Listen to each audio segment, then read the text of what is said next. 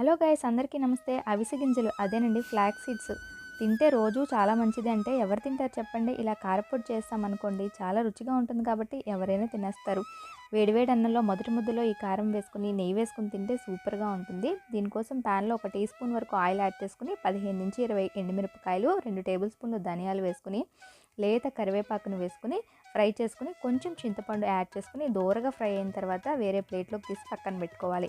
అదే ప్యాన్లో పావు కప్ వరకు పచ్చిశనగపప్పును వేసుకుని అది కూడా దోరగా ఫ్రై అయిన తర్వాత పక్కన పెట్టుకుని ఇప్పుడు ఇందులో పావు కప్ వరకు అవిసె గింజలు ఫ్లాక్ సీడ్స్ వేసుకుని అదే క్వాంటిటీలో నువ్వులను కూడా వేసుకోవాలి. నువ్వుల్లో కాల్షియం ఎక్కువ ఉంటుంది కదా, సో తర్వాత కొంచెం జీలకర్ర, కొంచెం మెంతులు అన్నీ కూడా మన హెల్త్కి యూజ్ అయ్యేవన్నమాట. అందుకని రోజు మొదటి ముద్దలో తింటే చాలా మంచిది.